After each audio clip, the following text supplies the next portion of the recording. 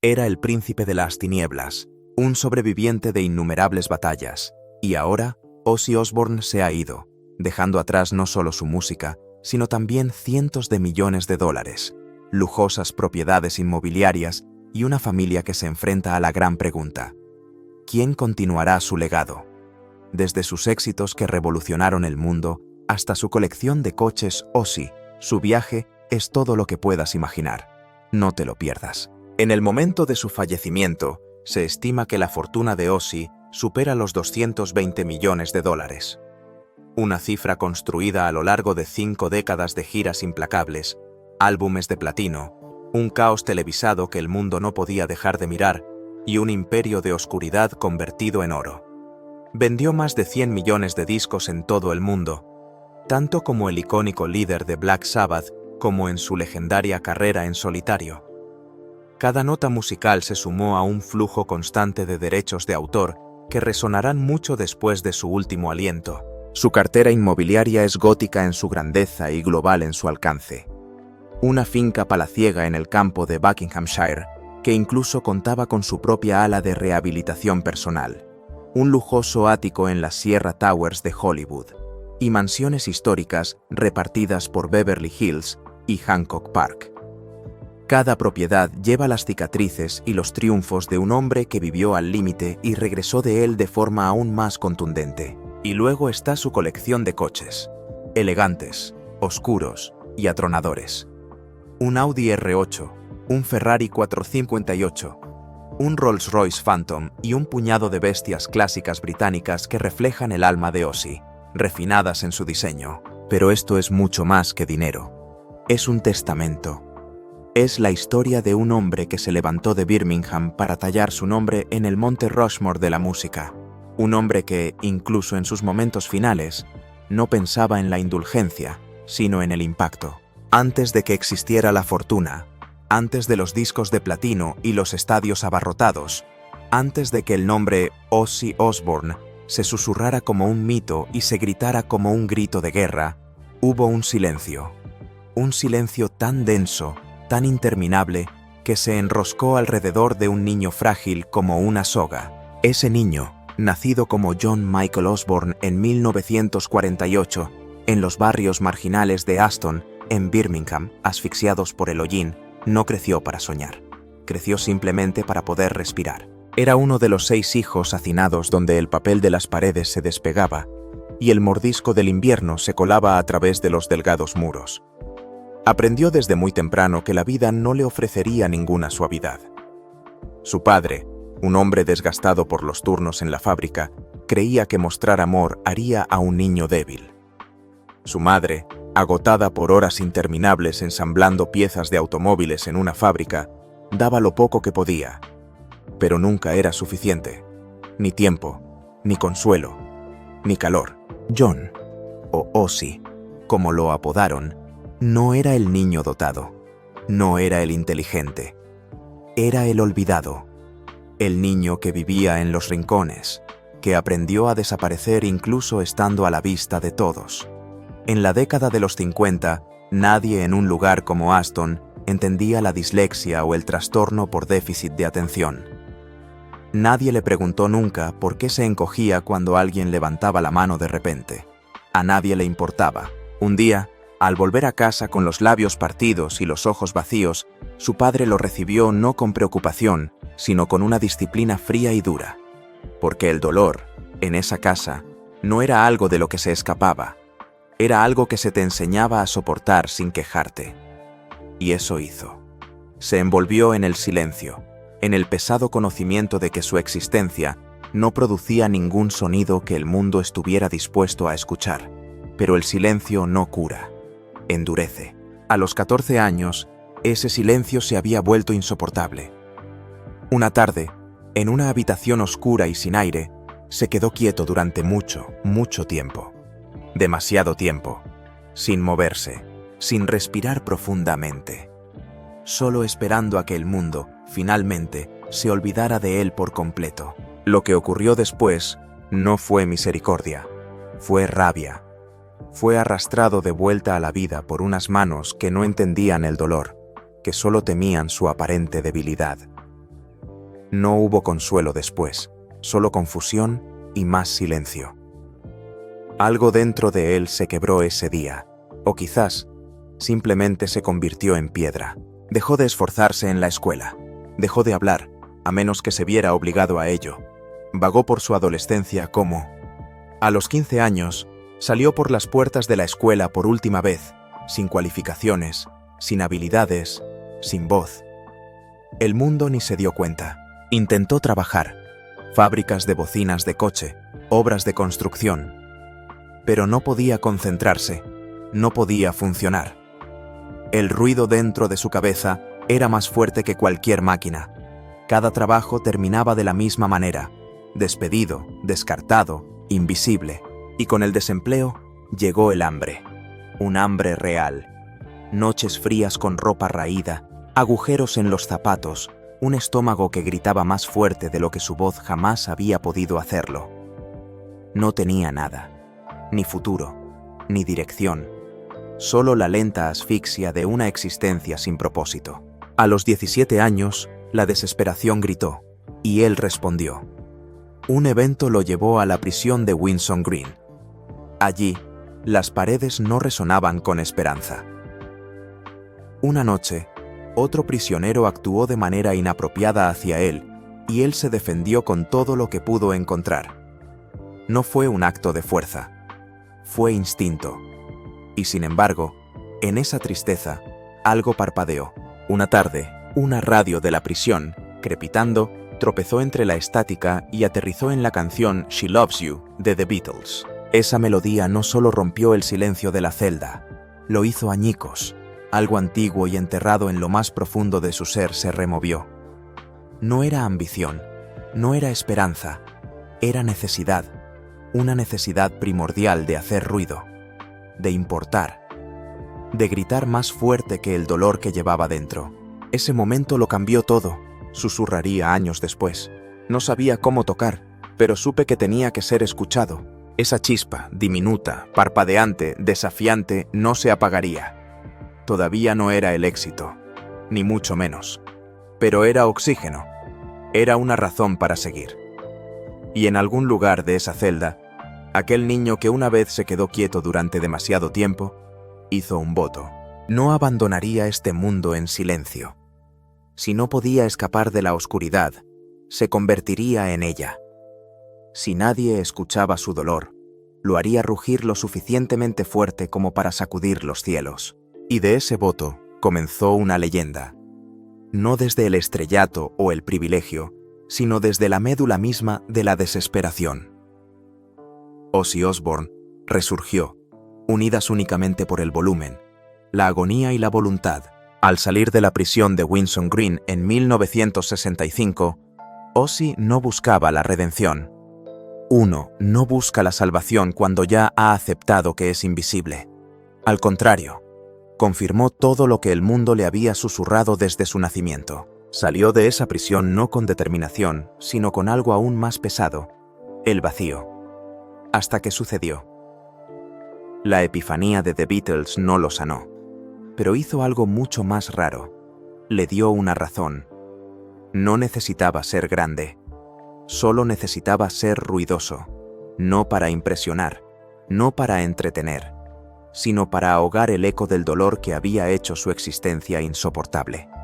Quería crear música que rugiera más fuerte que las palizas de su infancia, más fuerte que los nombres que le llamaban, más fuerte que el silencio de ser olvidado. Hacia 1968, ese grito interior comenzó a tomar forma de voz. Un anuncio en un periódico lo llevó a otras 3 almas perdidas de la misma Birmingham industrial. Tony Iommi, un guitarrista al que le faltaban las puntas de 2 dedos de su mano derecha por un accidente en una fábrica, pero cuyos riffs eran afilados como cuchillas. Geezer Butler, un bajista cuya mente danzaba con el misticismo y las sombras. Y Bill Ward, un batería que golpeaba su instrumento. Juntos formaron una banda llamada Earth, Tierra. Entonces, inspirado por el cartel de una película de terror que se proyectaba al otro lado de la calle de su local de ensayo, Geezer sugirió un nuevo nombre, Black Sabbath. Y con ese nombre llegó el propósito. No perseguían la fama, perseguían la liberación. Su música no era limpia, no era amable, era el duelo envuelto en distorsión. Cada nota, una cicatriz, cada riff, un grito, cada letra, una confesión. Su álbum debut, homónimo, fue lanzado en el viernes 13 de febrero de 1970. Parecía como si el destino estuviera jugando su mano cruel y perfecta. Los críticos se horrorizaron, pero no lo entendieron. Esta música no estaba hecha para ellos, estaba hecha para los rotos, para los olvidados, para los chicos que se sentaban en habitaciones silenciosas, sintiendo que no pertenecían a ninguna parte. La juventud, los quebrantados y los marginados, ellos sí escucharon, y por primera vez se sintieron escuchados. En un mundo que rara vez se detenía a preguntarles cómo se las arreglaban, Ozzy le dio voz a su silencio. Ese mismo año, la banda lanzó Paranoid, un álbum nacido de la urgencia, casi por accidente. Pero lo que surgió fue nada menos que un salvavidas para una generación. Canciones como War Pigs, Iron Man y la canción que da título al álbum no solo entretenían, conectaban.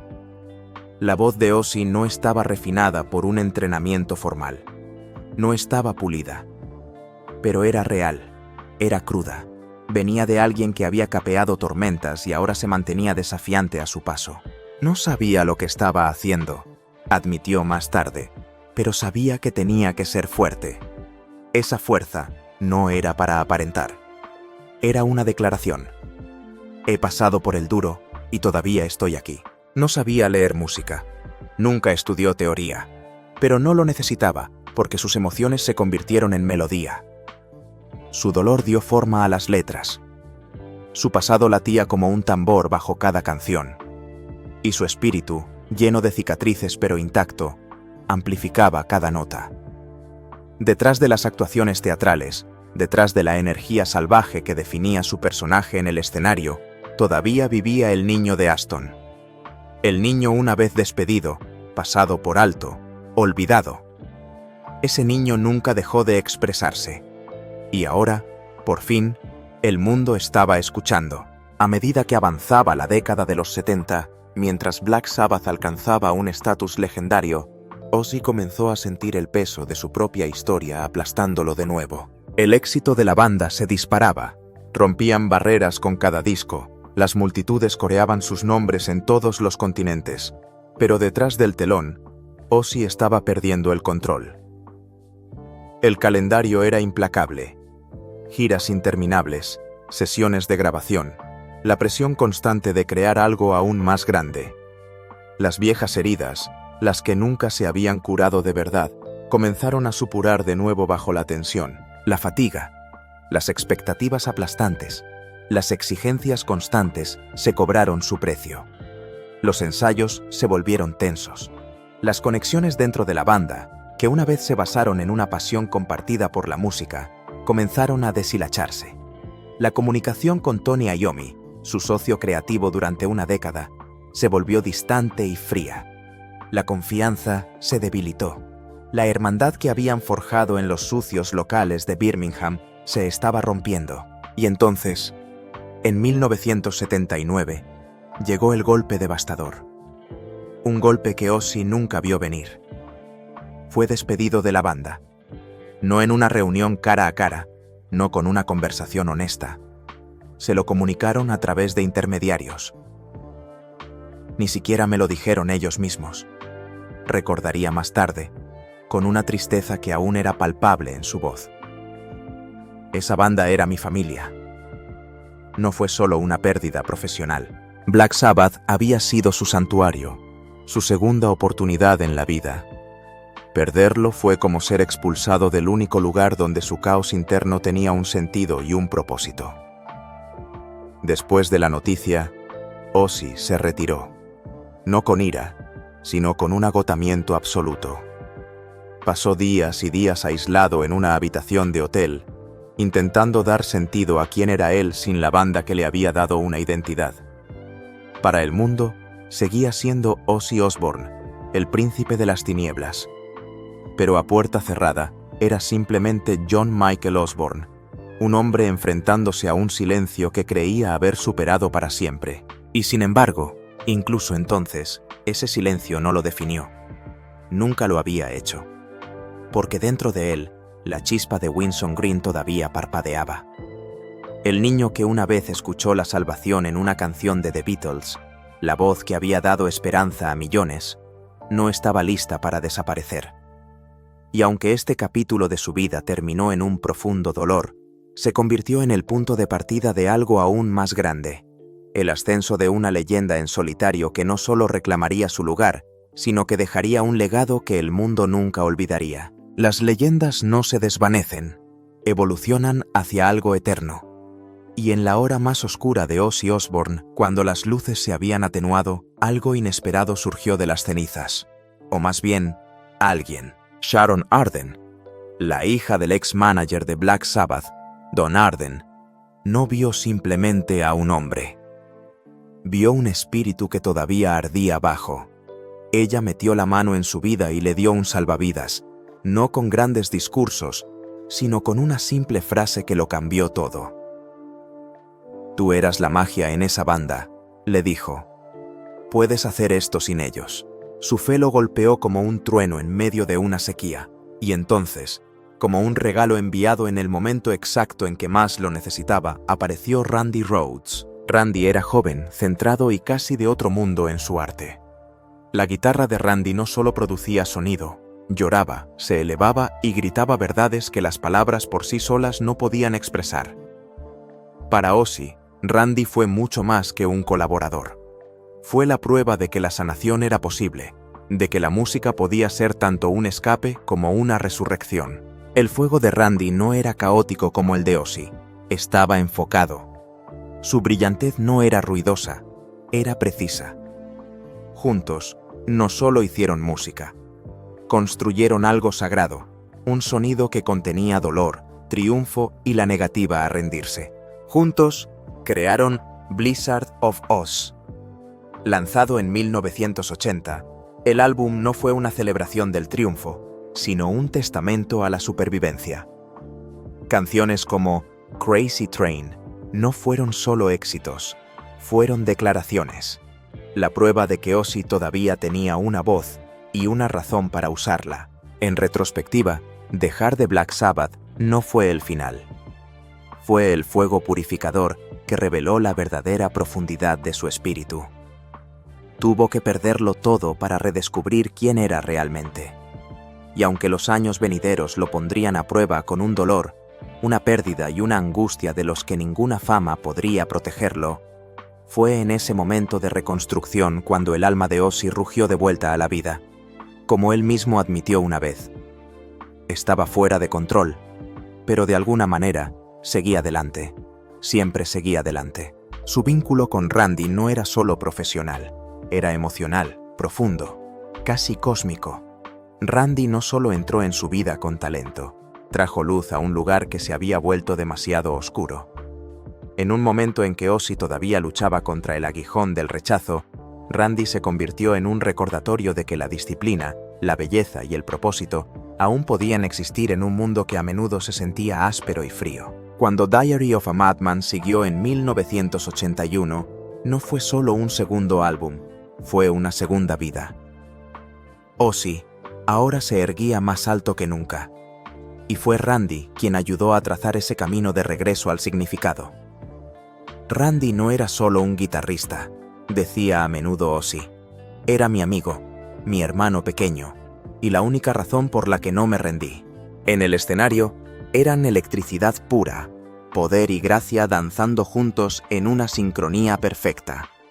Fuera del escenario, compartían conversaciones nocturnas, risas y momentos de admiración mutua. Ozzy miraba a Randy y veía no solo talento, sino corazón. Tenía esta gracia, recordaba Ozzy, como si supiera que el tiempo era precioso, así que cada nota tenía que importar. Su tiempo juntos fue brillante y fugaz. En el fondo, Ozzy sentía una silenciosa sensación de urgencia, como si el propio destino estuviera conteniendo la respiración.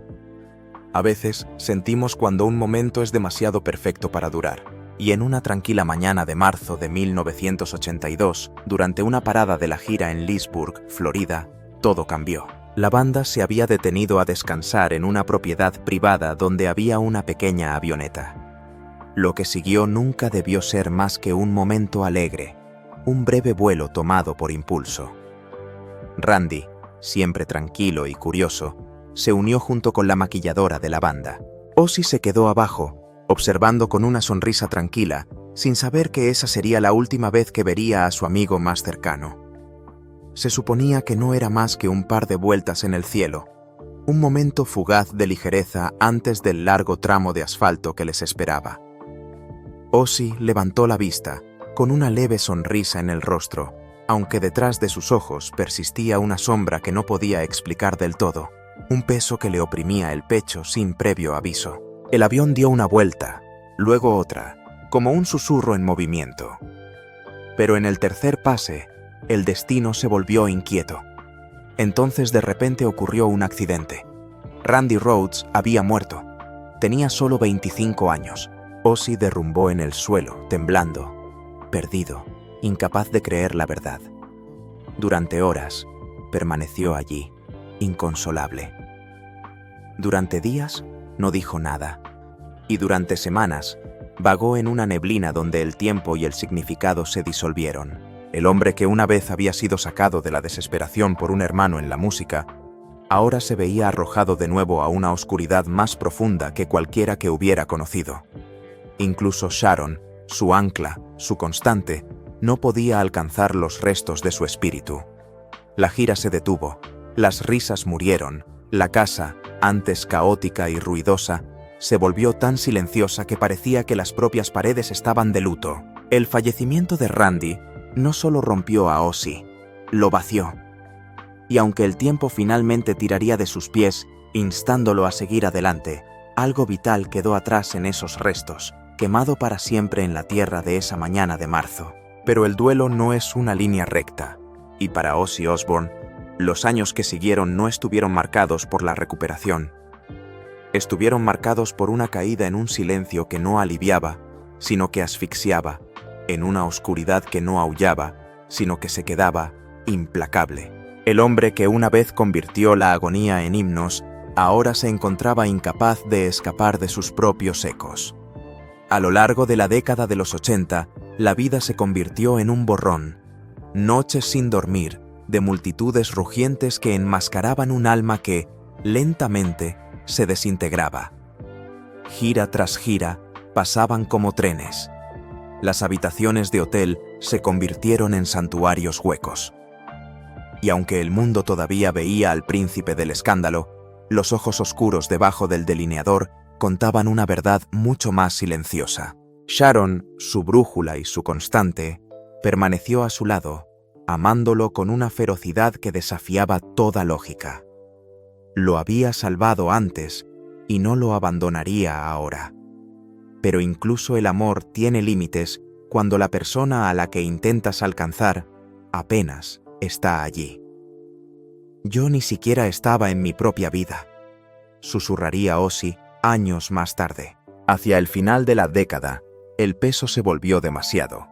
Pastillas, recuerdos borrosos, no habían aliviado el dolor, lo habían profundizado. Y entonces llegó una noche de agosto de 1989, envuelta en confusión, enterrada en la niebla. Un momento en el que Ozzy, completamente perdido dentro de sí mismo, casi pierde todo lo que todavía importaba. Cruzó una línea. Una que nunca imaginó cruzar. Y cuando despertó, la comprensión de lo que había hecho no solo lo rompió. No era yo, dijo más tarde. Dijo más. Sharon, conmocionada, devastada, no habló con rabia. Habló con el corazón roto. No sabía si llamar a la policía o a una ambulancia, admitió. Solo sabía que si algo no cambiaba, lo perdería para siempre. Y así, se lo llevaron. A un lugar lejos del ruido, donde la fama no podía seguirlo, donde el maquillaje y los mitos no tenían poder. Allí, detrás de puertas cerradas y muros gruesos, Ozzy se sentó cara a cara con todo en lo que se había convertido. Un hombre al que sus hijos apenas reconocían. Una voz que el mundo todavía aclamaba, pero que él mismo ya no podía oír. La rehabilitación no fue magia, fue una guerra. Cada día, Ozzy luchaba, no por los titulares, no por la imagen, sino por el frágil vínculo que casi había destrozado. Y cuando salió, no estaba arreglado, pero estaba más silencioso, más delgado, con los ojos más claros, pero pesados por todo lo que habían visto. Llevaba el peso sino como un recordatorio de lo bajo que había caído y de lo raro que era poder levantarse. Ahí fue cuando supe, dijo suavemente años después, tenía que elegir vivir. Esa elección, tan simple como suena, se convirtió en el punto de inflexión no solo de su vida, sino de su legado. En 1990, regresó no para reclamar un trono, sino para reclamar su nombre. Reuniéndose con el extraordinario guitarrista Zakk Wylde, Ozzy vertió todo lo que le quedaba en la creación de No More Tears.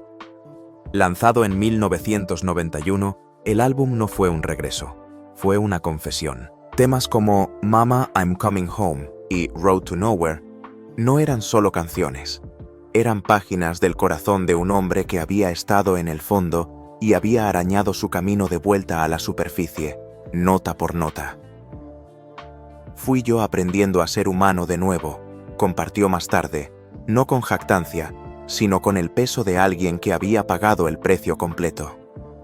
Los fans, que temían que hubiera desaparecido para siempre, ahora lo miraban con asombro, no a un artista, sino a un hombre reconstruido. Los 2000 deberían haber sido su estación de calma. Su legado estaba siendo redescubierto gracias al programa de televisión The Osbournes. El reality, que se estrenó en 2002, se convirtió en una sensación, transformando al misterioso príncipe de las tinieblas en una figura extrañamente familiar. Un padre envejecido que se arrastraba por su casa en pantuflas, un poco desconcertado, silenciosamente humano. Pero detrás de las risas, el cuerpo de Ozzy, ahora con más de 50 años, había comenzado a hablar el lenguaje del tiempo. Cada movimiento era un poco más lento, cada articulación cargaba con décadas. Y entonces, el 8 de diciembre de 2003, todo cambió de nuevo. Un tranquilo paseo por la tarde en un quad por su finca se volvió trágico en segundos. Un accidente automovilístico repentino fue trasladado de urgencia al hospital, donde lo conectaron a un respirador. Durante 8 días, el hombre que había gritado a través de tanto dolor yació inmóvil en coma. Sharon se sentó junto a su cama, sosteniendo su mano con una fuerza que se rompía por horas. Y entonces, contra todo pronóstico, abrió los ojos. La recuperación fue larga y dolorosa. Pero a principios de 2004, poco después de salir de las sombras de esa habitación de hospital, Ozzy Osbourne caminó hacia el escenario en los Brit Awards. Los aplausos que lo recibieron no eran solo por la música, eran por la perseverancia, por la supervivencia. Justo cuando parecía que las peores tormentas habían pasado, el año 2019 llegó no con caos, sino con una crueldad silenciosa. Un tropiezo, una caída en su propia casa. Algo tan ordinario, pero que resultó desafío. Las lesiones en la columna que sufrió en el accidente de 2003, que lo dejaron fuera de su órbita, superaron cualquier dolor que haya experimentado jamás, dijo. Pero el destino no había terminado. Mientras lidiaba con esa agonía, pasó otra cosa, más silencioso y aún más devastador. Un diagnóstico de la enfermedad de Parkinson. No golpeó como. Se deslizó lentamente. El hombre que una vez comandó escenarios como una tormenta, ahora luchaba por cruzar una habitación. No puedo caminar bien estos días, confesó públicamente, con la voz temblorosa. Simplemente me tambaleo. El mundo, que una vez se asombró de su caos, ahora se silenció ante su coraje. Esto era lo que sucede cuando una leyenda es humillada por el tiempo y aún se atreve a hablar. Aún así, creó. En 2020, le dio al mundo Ordinary Man, un disco por las sombras de la mortalidad, pero iluminado por una luz extraña y feroz. Su voz, desgastada pero intacta, declaraba: «Todavía estoy aquí, todavía importo». No estoy listo para colgar mi micrófono todavía, declaró. Y en ese voto vivía todo el fuego de un hombre que tenía todas las razones para detenerse, pero nunca lo hizo. El 5 de julio de 2025 sucedió algo que se sintió menos como un concierto y más como el último verso de un himno. Ozzy Osbourne, apoyado por los miembros originales de Black Sabbath, regresó al lugar donde todo había comenzado, Birmingham. Más de 40.000 personas llenaron el estadio. Casi 6 millones más lo vieron en todo el mundo. Y entonces apareció. Lento, deliberado, apoyado en un bastón, con Sharon sujetando suavemente su brazo. Se paró frente al micrófono y susurró: «Esto es todo». Y en ese murmullo frágil, miles de corazones se hundieron a la vez. Cada céntimo recaudado en ese concierto, la asombrosa cifra de $190 millones, fue donado a la investigación del Parkinson, al Hospital Infantil de Birmingham, a los hospicios donde vidas jóvenes libran sus propias batallas. Fue su último bis, no con guitarras, sino con gracia. En la recta final de su vida, Ozzy encontró su escenario en el jardín, donde el ruido del mundo se suavizaba y sus nietos se reunían a su alrededor. Les contaba historias, no para llamar la atención, sino para dejar un legado. Y de alguna manera, esas historias, una vez ahogadas por el volumen, ahora sonaban más claras en el silencio. Porque ya no se trataba del caos, sino de lo que significa soportarlo y aún así elegir seguir en pie. Y así, cuando llegó el día final, el 22 de julio de 2025, Ozzy Osbourne no se desvaneció. Hizo una transición tranquila, de leyenda en el escenario a recuerdo en millones de corazones. Su último aliento no fue un final, sino un estribillo final en una canción que nunca dejará de sonar. En su testamento, finalizado a principios de 2024, su legado quedó sellado.